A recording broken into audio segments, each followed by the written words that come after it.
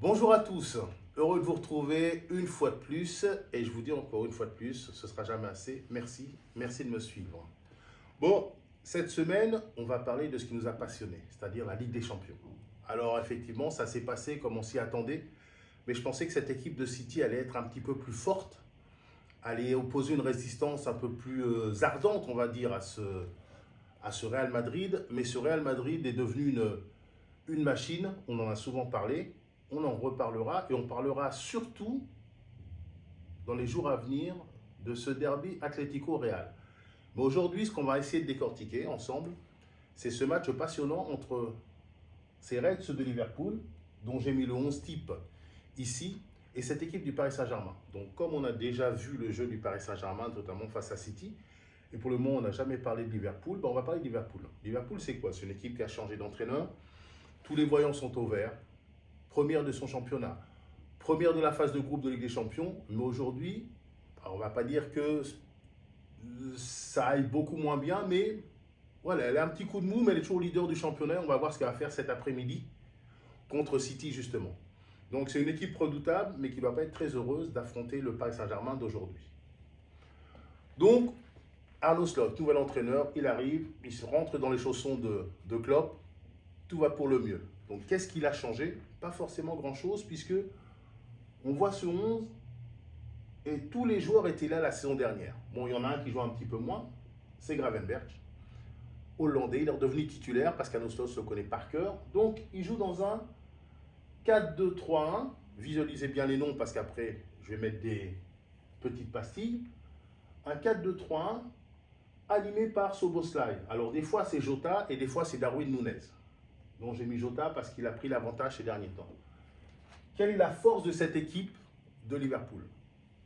La force de cette équipe, c'est qu'elle a un milieu de terrain technique, 1, 2, 3, et elle a ce joueur, Szoboszlai, qui est capable, quand le besoin se fait sentir, d'être pratiquement comme un deuxième attaquant, et quand cette équipe défend, de se retrouver pratiquement aux côtés de McAllister, de Gravenberch, pour récupérer les ballons, ce qui est très important. Alors après, on ne peut pas passer non plus sur les individualités. L'individualité forte, c'est lui. Mais comment ils font ces partenaires pour le mettre en situation plus que favorable? Aujourd'hui, Alexander-Arnold défend plus que ce qu'il ne défendait avant. Et Robertson s'engage un petit peu moins que ce qu'il ne s'engageait avant. C'est une équipe qui n'est pas toujours dans des phases de pressing. Elle change. Quelquefois, alors maintenant, je vais sortir les pions.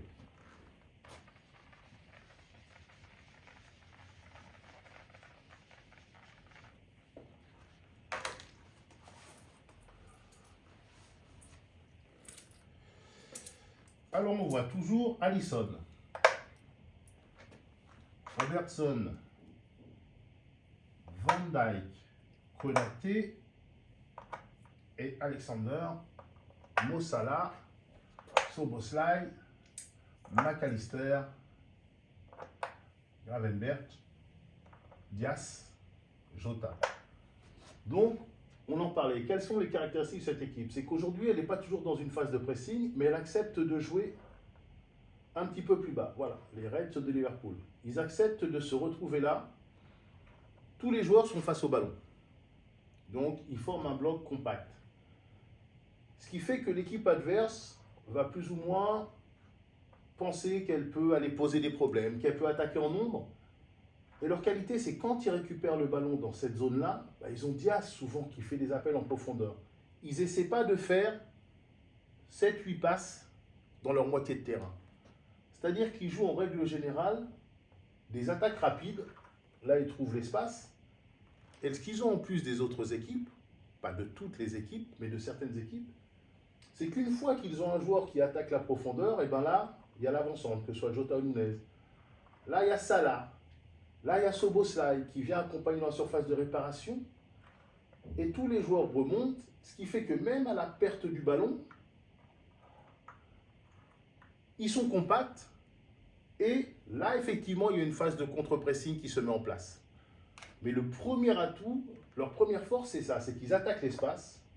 Ils sont nombreux à finir dans la surface de réparation. Alors, ils espèrent finir par une frappe ou pour une mise en danger du gardien adverse. Mais si par malheur, l'adversaire intercepte, bah de suite, ces joueurs-là font le premier travail pour ralentir la progression adverse. Donc une fois que l'adversaire se rend compte qu'il ne peut pas progresser, qu'il remet en retrait, bah, la force de cette équipe, c'est de reconstituer son bloc. Voilà.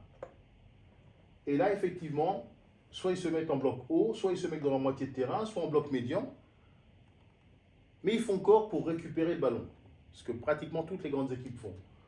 La deuxième chose, c'est qu'ils peuvent jouer aussi opposé. Souvent, ce qu'ils font, c'est qu'ils commencent à travailler sur un côté. Ils travaillent là, dans l'axe. Et un peu comme on fait en NBA, ils isolent Mohamed Salah. Et ils font 2-3 passes. Ils attirent l'adversaire dans cette zone ici. Et quand ils sentent la faille, ils donnent sur Mohamed Salah qui se retrouve en 1 contre 1. Parce que la défense adverse, elle joue côté ballon, logiquement. Et lui reste là très souvent à l'opposé. Et quand le ballon lui arrive, on le voit souvent, il peut jouer des 1 contre 1. Alors même des 1 contre 2, ça ne lui fait pas peur. Et là, c'est lui qui est maître du jeu. Souvent, il fait des crochets extérieurs. Souvent, il fait crochet intérieur, pied gauche. Crochet extérieur, souvent, il s'ouvre une fenêtre de tir. Et ce qu'il a aussi comme force, parce qu'il a quand même 32 ou 33 ans, Mohamed Salah. Alors, il a moins peut-être de sprint à donner à son équipe. Mais il est devenu aussi un excellent passeur parce qu'il trouve des angles de passe depuis ce côté droit que lui seul ou des joueurs très talentueux comme Lamine Yamal peuvent trouver. Donc, grosso modo, cette équipe de Liverpool,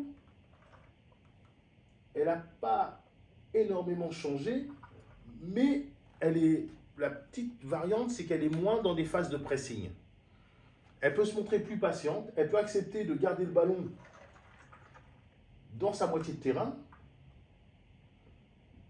faire sortir l'adversaire et après partir exploiter les espaces naturels.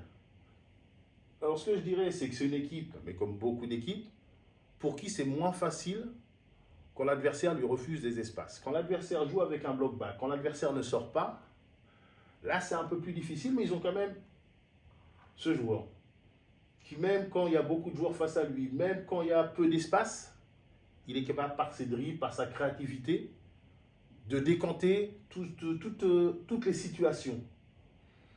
Et là, effectivement, il y a des joueurs qui travaillent, des joueurs solides. Konaté et Van Dijk, ils ont une vraie complicité et une vraie solidité. C'est des vrais défenseurs. Et ces deux joueurs-là, lui s'engageait beaucoup. Souvent, il s'engageait ici à l'intérieur. Il le fait de temps en temps, mais il le fait un peu moins. Et il est toujours aussi... il n'a pas besoin de s'engager très haut, parce qu'il a une telle facilité avec son pied droit qu'il est capable de trouver à l'opposé. Il est capable de trouver des appuis intérieurs. Il est capable depuis sa moitié de terrain, d'être un danger s'il déclenche une passe, pour ses joueurs offensifs. Donc voilà, c'est une équipe très complète et qui a toujours cette capacité à faire très mal dans les courses. Parce que c'est ce qu'il faut retenir aussi, c'est que tous ces 11 joueurs, même ceux qui rentrent, ont cette capacité à très vite passer de « je suis défenseur, je deviens attaquant et je m'engage dans le jeu offensif ». Et ils ont aussi cette capacité à la perte du ballon de choisir. C'est une équipe mature. Soit on presse là où on a perdu le ballon pour ralentir la progression adverse, soit on se replace très vite dans sa moitié de terrain et on est capable d'être dans une position d'attente. Alors je ne dis pas qu'il n'y a aucune chance pour Paris, parce que Paris a aussi énormément d'atouts dont on a déjà parlé, mais ça va être un match passionnant entre deux équipes joueuses, deux équipes qui ont énormément de qualité. Alors beaucoup donnent Liverpool devant, mais moi je dirais que Paris a réellement ses chances, et avec les qualités que je connais les qualités de Paris aujourd'hui, elle peut vraiment éliminer cette équipe et poser des problèmes à cette équipe qui me paraît être le favori avec le Barça, je le répète encore, et avec le Madrid d'aujourd'hui par rapport à ce que je vis depuis un mois, favori de cette compétition. Et j'ai un petit pressentiment, c'est qu'on va retrouver, alors ça voudra dire que Paris se qualifie, on va retrouver un Paris-Real Madrid, Kylian Mbappé, Paris Saint-Germain en demi-finale de cette Ligue des Champions. Maintenant, comme je vous le dis toujours, à vos pronostics, qu'est-ce que vous pensez de cette équipe de Liverpool qui va avoir fort à faire cet après-midi contre City. Ça va nous donner peut-être une petite indication. Mais bon, ça va être des duels très engagés. Et on va parler justement plus tard de celui qui vient entre l'Atlético et le Real. Et je développerai plus l'Atlético que le Real, dont j'ai énormément parlé. Merci à tous.